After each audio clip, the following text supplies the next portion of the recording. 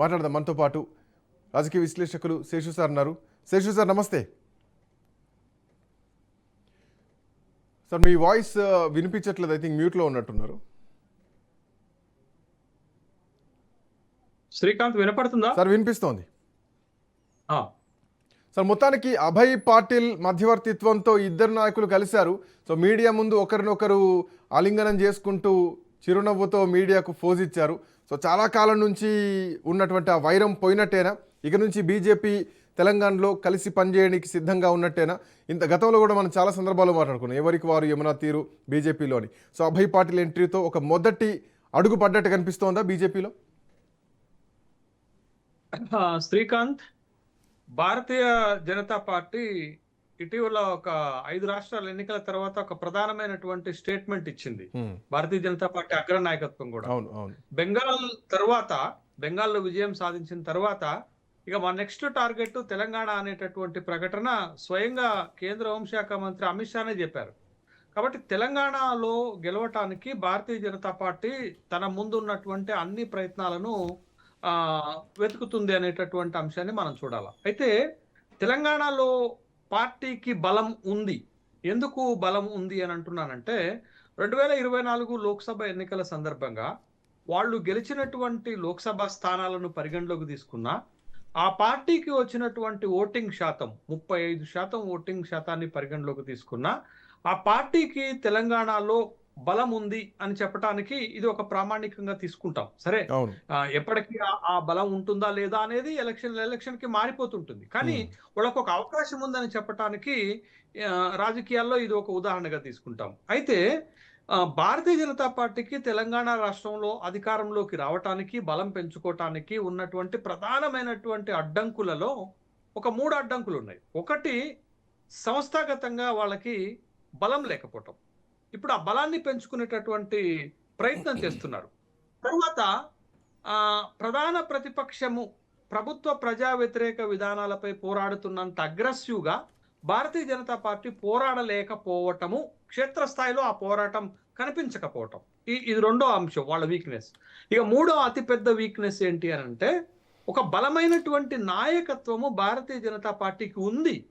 8 మంది ఎంపీలు, 8కి 8 మంది కూడా ప్రజల్లో వ్యక్తిగత బలం ఉన్నటువంటి వాళ్లే, ఒక బలమైనటువంటి నాయకత్వం ఇవ్వగలిగినటువంటి అనుభవం ఉన్నటువంటి వాళ్లే. అట్లాంటి వాళ్లలో కిషన్ రెడ్డి దగ్గర నుంచి బండి సంజయ్ వరకు, డికే అరుణ వరకు, కొండా విశ్వేశ్వరరెడ్డి వరకు, రఘునందన్ రావు వరకు చూస్తే ఒక బలమైన నాయకత్వం ఉంది.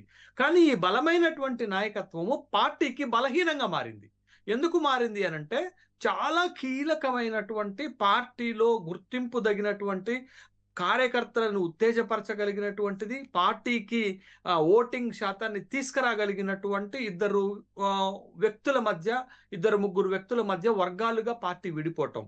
కిషన్ రెడ్డిది ఒక వర్గం, బండి సంజయ్ది ఒక వర్గం, ఈటెల రాజేందర్ది ఒక వర్గం. ఈ వర్గాల మధ్య సఖ్యత లేకపోవటం పార్టీ విస్తృతికి అడ్డంకిగా మారింది, పార్టీ బలోపేతానికి అడ్డంకిగా మారింది అని భారతీయ జనతా పార్టీ స్పష్టంగా గుర్తించింది. ఎప్పుడు గుర్తించింది?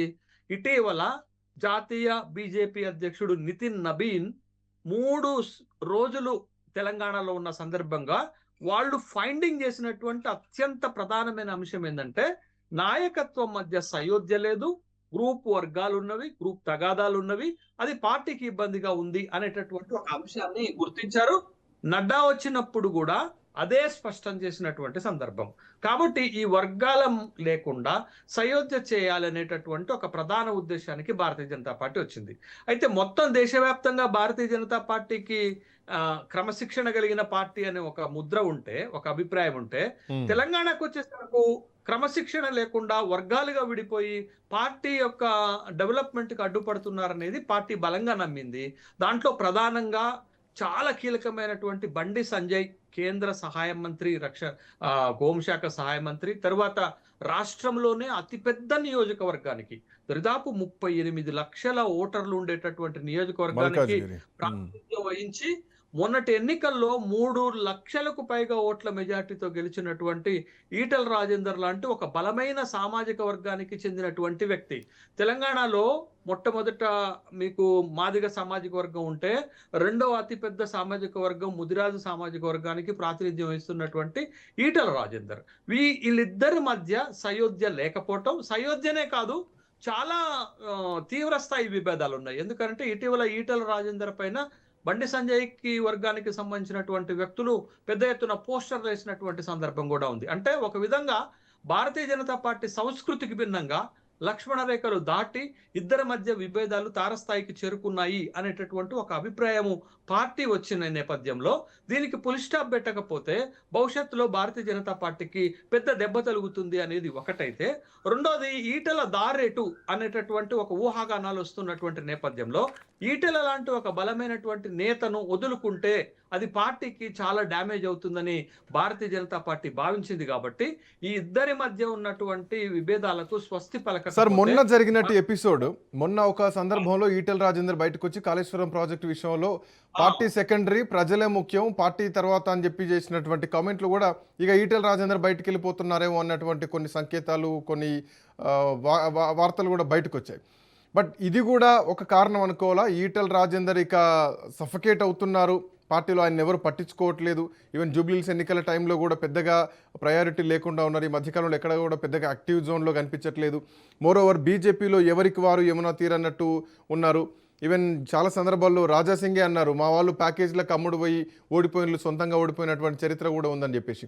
సో వీటన్నిటికీ నితిన్ నబీన్ 3 రోజుల పర్యటన, ఆ తర్వాత ఇప్పుడు అభయ్ పాటిల్ రావడం, ఇక వరుసగా ఇంకొక 2-3 రోజులు తెలంగాణ బీజేపీ పైన కాన్సన్ట్రేట్ చేసి అందరినీ ఏకం చేసే ఛాన్స్ కనిపిస్తోందా? ఇప్పుడు భారతీయ జనతా పార్టీ ముందున్నటువంటి ఒక అంశం ఏంటంటే, ఇప్పుడు బండి సంజయ్ గారికి భారతీయ జనతా పార్టీ అనేక అవకాశాలు ఇచ్చింది. ఎలా ఇచ్చింది? కరీంనగర్ ఎమ్మెల్యేగా ఇచ్చింది, కరీంనగర్ ఎంపీగా పోటీ చేయడానికి అవకాశం ఇచ్చింది, రాష్ట్ర బీజేపీ అధ్యక్షుడిగా అవకాశం ఇచ్చింది, తర్వాత కేంద్ర మంత్రివర్గంలో అవకాశం ఇచ్చింది. బండి సంజయ్ అనేది భారతీయ జనతా పార్టీకి ఒక బలమైనటువంటి నాయకుడిగా ఆ పార్టీలో ఎదిగినటువంటి క్రమం, కార్యకర్తలను ఉత్తేజపరిచేటటువంటి క్రమం ఉంది. కానీ ఈటెల రాజేందర్ లాంటి ఒక బలమైనటువంటి నేత ఆ పార్టీలోకి రావటమే ఒక అరుదైనటువంటి విషయంగా మనం భావించాల్సి ఉంటుంది. బట్ ఆ పార్టీలోకి వచ్చినటువంటి నేపథ్యంలో ఈటెల రాజేందర్కి భారతీయ జనతా పార్టీలో సరైనటువంటి ప్రాతినిధ్యము, అవకాశం దక్కలేదు అనేటటువంటి అభిప్రాయం వ్యక్తమవుతుంది. ఎందుకంటే ఒక బలమైన సామాజిక వర్గం, తెలంగాణ ఉద్యమ నేత, ఇవన్నీ ఉన్నటువంటి నేపథ్యంలో ఒక హుందాగా ఉండేటటువంటి వ్యక్తి, పార్టీకి అసెట్గా ఉండేటటువంటి వ్యక్తి, ఇవన్నీ ఉన్నటువంటి నేపథ్యంలో రాష్ట్ర అధ్యక్ష పదవి ఇస్తారనేటటువంటి ఒక అభిప్రాయాలు వచ్చాయి. కానీ అది కార్యరూపం దాల్చలేదు. కేంద్ర మంత్రివర్గంలో అవకాశం దొరుకుతుంది అని భావించారు, కానీ అది కార్యరూపం దాల్చలేదు. కాబట్టి ఇటీవల అటు కాళేశ్వరం విషయంలో కానీ, పార్టీలో